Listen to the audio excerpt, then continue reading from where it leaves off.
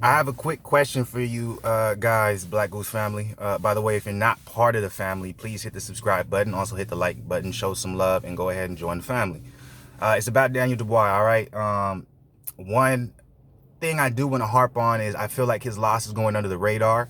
At least in the States. I think the Dubois versus Joyce, that fight was going under the radar in the States, period. UK was lit for it. But I think his loss is still going under the radar. Any UK family out there or anyone from the UK viewing this video, let me know if I'm wrong or right here. But I'm going off the perspective of being in the States.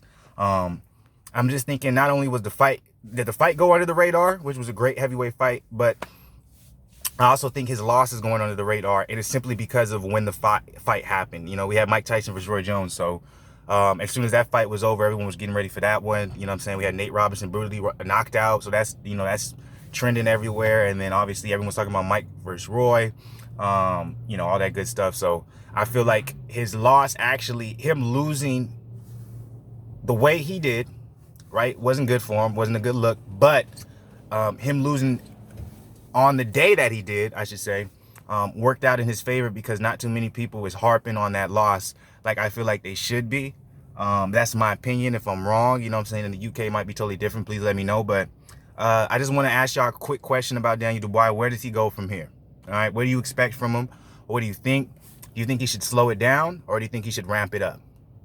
Because in all honesty, when it comes to Daniel Dubois, when you look at his resume and who he's fought, to the point of when he fought Joyce, they were slowing it down. He really never fought any competition level where you would say this guy is elite and world class. It never came across, and he's only had 15 fights, 16 now. But so that was something I was really speaking about when I did the review of the fights. Was the review of Joyce versus Dubois before it happened. Was the reason why I was picking Joe is because he hasn't been tested in any type of manner, and somehow because he has this type of clout around him, and obviously Frank Warren being thirsty to have a heavyweight prospect, since the heavyweights is such a is blowing up, and it's the money division, maybe next to the welterweight division right now.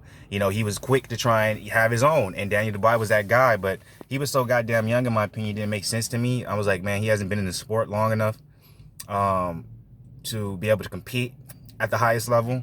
I don't think he's had the experience. I don't think he's fought against the right guys for that. I think he was at a trajectory where his age matched his opponent. So, you got a 22-year-old young guy, 21-year-old young, heavyweight prospect. He was fighting guys that would build up his confidence and also be able to showcase his skill level.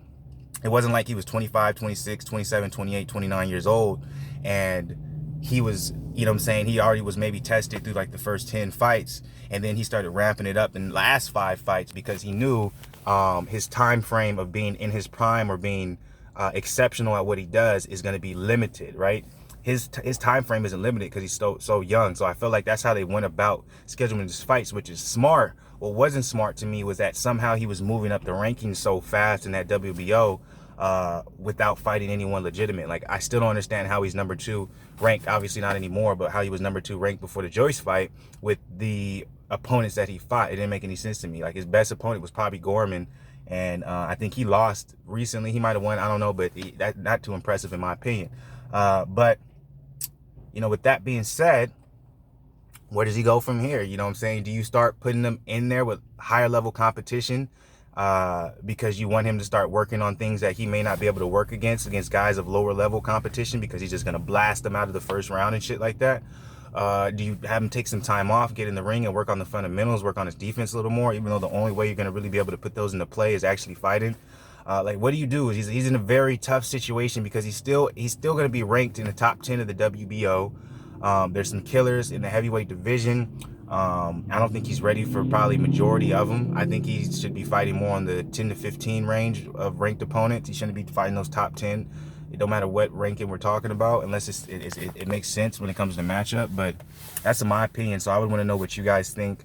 Where would you go if you were managing if you were the promoter, you were managing Daniel Dubois? Where would you go from here? Would you have him take a step back and slow it down and be like, let's go back on that track where we want to get you the big fights when you're about 25, let's build you up here?